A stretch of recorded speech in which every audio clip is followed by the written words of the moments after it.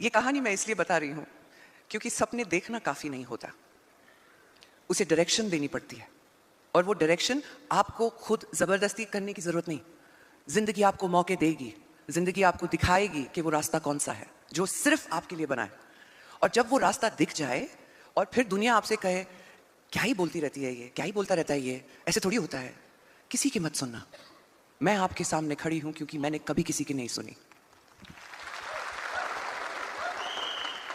दिल की सुनी है।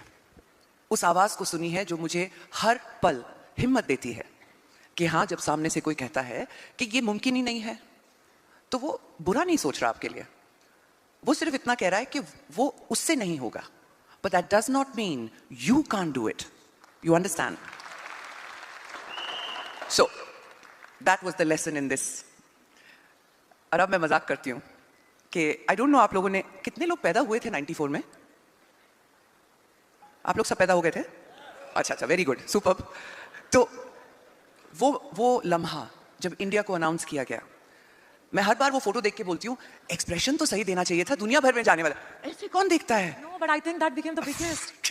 So anyway, that shock on my face, that shock was not about winning Miss Universe. That shock was कि मैंने बचपन से जो सपना देखा था, वो उस मंच पे उस दिन दोनों सपने पूरे हुए।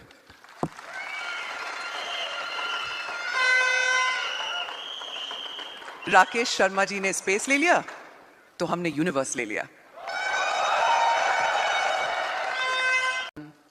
अभी सुन के शायद अजीब लगता है, लेकिन मैं बचपन से बहुत अंडर कॉन्फिडेंट थी, बहुत शाय थी।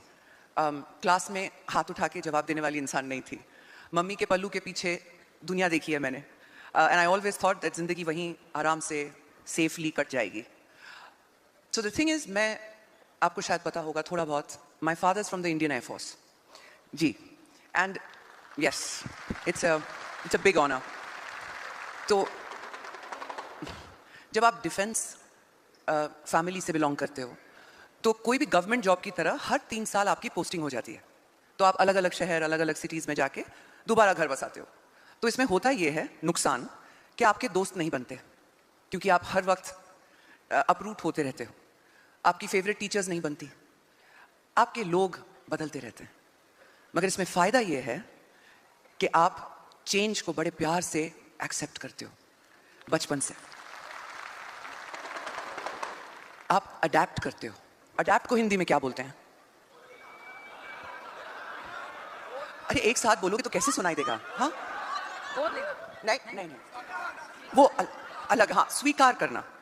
गोद लेना अलग अडॉप्ट है, ये अडैप्ट है विद एन ए। सो अपनाना, थैंक यू।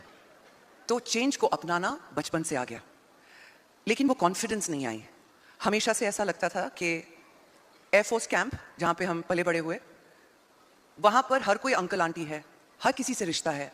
सिविलियन जैसी दुनिया हमने 12-13 साल की उम्र तक देखी ही नहीं, तो वो कॉन्फिडेंस तब तक आया भी नहीं। लेकिन सपने बहुत थे, उस छोटी सी बच्चे के बहुत सपने थे, लेकिन सपने की डायरेक्शन नहीं थी कि करना क्या है, आगे कैसे लेके जाना है इसे। उस दौरान आई थिंक मैं 13 या 14 साल की थी। राकेश शर्मा पहली बार स्पेस गए, इंडिया पहली बार स्पेस गया, और मुझे अभी तक याद है। जी बिल्कुल, हमारे लिए बहुत गर्व की बात है। और मैं बाहर आके देख रही हूँ कि मेरे माता पिताजी दोनों वो Taxila black and white TV के सामने बैठ के रो रहे हैं। तो मैंने बाहर आके पूछा, की बोला बाबा, एटा के, मतलब क्या हुआ बाबा, ये कौन है? तो वो इतने इमोशनल हो रखे थे that उनके मुंह से निकला, he is the first Indian बेटा, first Indian, and he is famous. बस जी, बैठ गया जहन में कि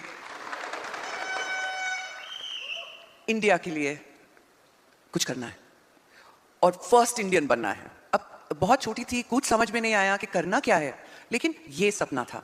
और फेमस इसलिए ताकि जब मैं कुछ करूं तो ऐसे लोग जिनसे जान पहचान नहीं है मेरी, मैं कभी मिली नहीं हूं, वो अपने लिविंग रूम में बैठ के रो रहे हों, मेरे लिए खुशी मना रहे हों। मुझे फेमस का वो डेफिनेशन 12 साल की उम्र से बहुत अच्छा लगने लग गया। इतना ज़्यादा कि मैं वहाँ से घर पे जितने भी लोग आते थे मजाक करते थे कि बेटा आप बड़े होकर क्या बनोगे? तो मम्मी और डैडी दोनों मेरी तरफ देखते थे कि फिर से मत बोलना, और मैं बोलती थी मैं तो फेमस बनूंगी। तो उस दौरान